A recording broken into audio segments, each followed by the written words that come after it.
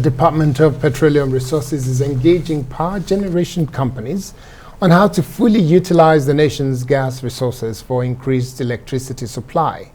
Correspondent Chinemerem Joseph reports. Constant power supply for Nigerians has remained almost impossible. This is despite large gas, hydro and solar resources with a potential of generating over 12,000 megawatts of power from existing plants. Only about one-third of this is generated for a population of over 200 million people. Over the years, we've been having issue operating around 3,500, 3,900 and so on. A few weeks ago, I think the month of February, we had another historical peak of 5,600 plus. Of course, that is not where we want to be, but it's a combination of factors which essentially is commercial, and that is what we are trying to resolve. In bridging the gap, the government plans to focus fully on using gas for power generation and has designed a gas transportation network code, but needs the buy-in of players along the power value chain.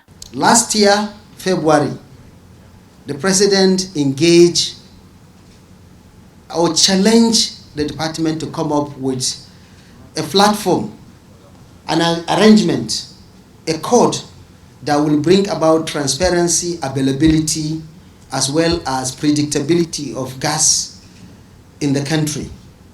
And that is when the Nigerian Gas Transport Network Code was really given birth to.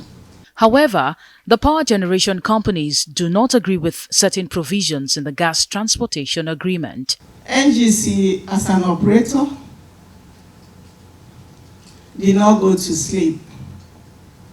We have been holding series of conversations with our customers. We have made substantial progress, but unfortunately for the Gencos, we couldn't. It was like we met a brick wall. What happens where NGC does not transport gas, right? And so when NGC does not transport gas, there are all kinds of costs that could be triggered down the chain. If we are going to tie this in, this code, then it has to be tied into the contracts of the generating company.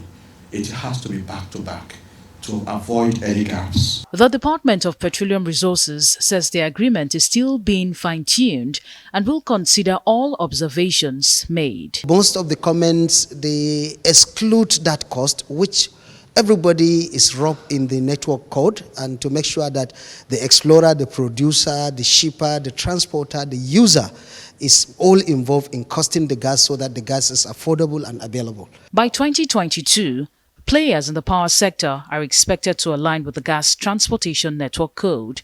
This is part of plans to focus on gas to grow the economy. Chinemerem Joseph, Arise News. And just 20 days after launching a plan to power Nigeria's entire economy with gas by 2030, most gas-fired power plants cannot get the gas they need, and there is a myriad of other operational problems. This development is keeping many Nigerians in darkness, and experts are wondering how a country that boasts of Africa's largest proven gas reserves of 203 trillion cubic feet and 600 trillion cubic feet unproven gas reserves can still struggle with a shortage of gas for domestic use. So Arise business analyst Bode Oshosami conducted a mini survey of experts in the section, and he's here with us from London. Good evening, Bode. Good to have you on News Night. So help us understand, the problem of electricity is not new. What really are the issues, and how is it that progress looks limited, almost non-existent? Well, Kade, indeed, I would disagree that progress is very limited. We have seen remarkable progress around generation, grid access.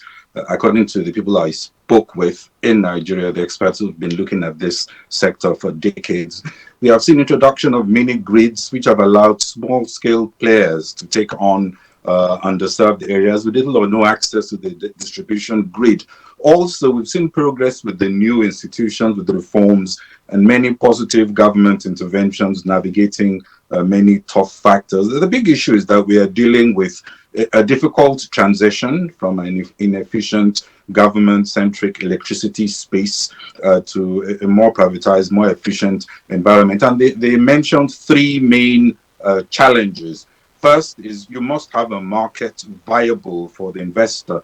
The present paradigm apparently sees investors as out to grab money from struggling salary earners or pocket government assets. But investors and entrepreneurs in gas or in any of the areas on the value chain, they play a vital role. They see the opportunity, procure the gas and other inputs, find money from banks, lay out and execute plans, take risks. For example, as FX and other variables change, they employ people, do research, sign complex contracts, find partners, and they have to deliver a service. And in all this, they hope they also manage to make a profit. And the simple reason we advocate privatization and deregulated markets is because the government doesn't have the funds nor the capacities to deliver, and attracting investment is tough in government heavily regulated environments. To appreciate well the investment and funding gaps, you've just heard generating installed capacities at about 12,000 megawatts. South Africa, with a lower GDP, less than a third of Nigeria's population, they have a capacity of about 60,000 megawatts. And even of that 12,000, barely 4,000, 5,000 on a very good day is actually delivered. So the gap in present, the capacity vis-a-vis what is needed today is huge. But that's not just the problem. The transmission power infrastructure incurs so much losses. Over 8,000 megawatts is just disappearing because of all kinds of inefficiencies, and investment is needed to fix those problems. Most importantly, Nigeria is an economy that would grow at about 10% annual GDP growth. If you use that as the model for capacity determination, you require even more investments to sustain that new growth. So the other challenge, very quickly, is that there are all kinds of supply side inefficiencies. The whole issue of inefficiency, all kinds of technical losses, and customers should not pay for inefficient grids. So who pays for the losses? Ultimately, is the investor and customer and the government that will have to share this cost, and that can be problematic. And on the demand side, the absence of smart meters and good metering is a problem. You can actually reduce your loads by about 20% with better metering, minimizing theft. And finally, there's a huge challenge around performance management. Industry participants need performance indicators, and there should be consequence for non-performance. We look at electricity as a cheap social service that can be wasted, and all that must change, even as we strengthen institutions to manage these indicators and eliminate the bottlenecks in the value chain. But I wonder how that can change. And you might want to also comment on the idea of relying fully on gas, for the power sector. What are the quick wins? What exactly are the experts saying? And then, of course, we also recently heard of a major success in off-grid solutions. Of course, so many people have been saying decentralize the grid and privatize TCN. Well, indeed, there are quick wins. 25 million Nigerians, I understand, are now going to have some access to solar off-grid solutions.